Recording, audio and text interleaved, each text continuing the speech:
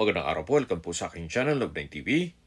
Patalasasan po, meron po ba kayong mga properties na napapapayaan or non-performing assets? Plan nyo ibenta, pero wala kayong oras pagbibenta nito. Kung ito'y pagkakatiwala nyo po sa amin, tawag lang po kayo sa aking numero, usap po tayo, gawan ko po ng video for free.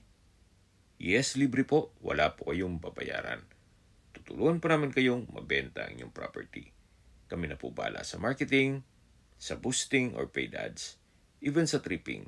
Hindi na po kayo mapapagod sa pag-entertain ng mga buyers. Kami na po bahala sa lahat. Tawag lang po kayo. Nandito po tayo ngayon sa Nasugbu, Batangas kung saan meron po tayong bagong video presentation, isang residential farm property na may lot area na 2,000 square meters. Ito po'y along Barangay Road at patag na patag po ang lupa. Kaya usable po lahat. Wala pong masasayang. May access na rin po dito ng tubig, kuryente at internet provider. Napakatahimik po ng lugar, sariwang hangin, at sa klima naman po, banayad lang. Hindi naman siya ganun kainit at hindi naman ganun kalamig. Hanggang dito po sa dulo ay patag pa rin po. Napaganda po itong property. Ito pong ganitong sukat na lupa na 2,000 square meters ay less maintenance. So maganda po ito para sa inyong retirement house o bahay bakasyonan. Pwede rin po itong gawing private farm resort para po maging income generating. Malaki din rin po ang ganitong sukat na lupa. Tungkol naman po sa dokumento nito, ito po'y titulado, kaya wala po kayong maging problema sa documentation o sa transfer ng title. Habang naglilibot po tayo at pinagmamasdan nyo po itong buong property, pag-usapan na natin ang distance, location at travel time. Mula po sa bayan ng Nasugbu, ang distance is 7.4 kilometers at ang travel time is 19 minutes. Kompleto na po doon gaya ng public market, groceries, convenience store, remittance center, banks, schools, church, hospital at iba pang government offices. Yan po yung lagi kong binabanggit sa inyo na dapat nyo i-consider sa paghanap ng property, yung meron pong malapit na hospital.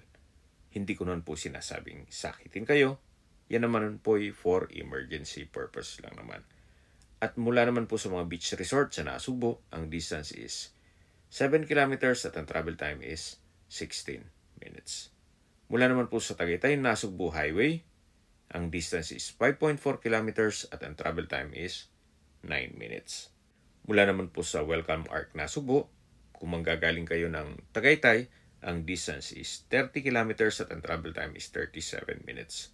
Mula naman po sa Twin Lakes, yung pasyalan sa Tagaytay, ang distance is 32 kilometers at ang travel time is 40 minutes. Mula naman po sa Tagaytay Rotonda, ang distance is 46 kilometers at ang travel time is 1 hour and 7 minutes. Kung manggagaling naman po sa Calac Silang Interchange, ang distance is 62 kilometers at ang travel time is 1 hour and 34 minutes. Kung manggagaling naman po sa Manila o sa airport, ang distance is 89 kilometers at ang travel time is 2 hours and 27. Okay, sa presyo na po tayo. Binebenta po ito ni owner sa halagang 2,500 pesos per square meter. Kung may mga katanungan po kayo, tawag lang po kayo sa aking numero. At sa mga kababayan naman natin nasa ibang bansa, meron po akong Telegram. Sa mga iPhone user naman, may iMessage. Meron din pong Imo, Skype, Viber at WhatsApp. Same number lang po, 0917-316-3399. Sa mga nagtatanong naman po ng aming Facebook, meron po kaming Facebook page na Love9 TV at Facebook Reels video. Meron din pong TikTok at Instagram.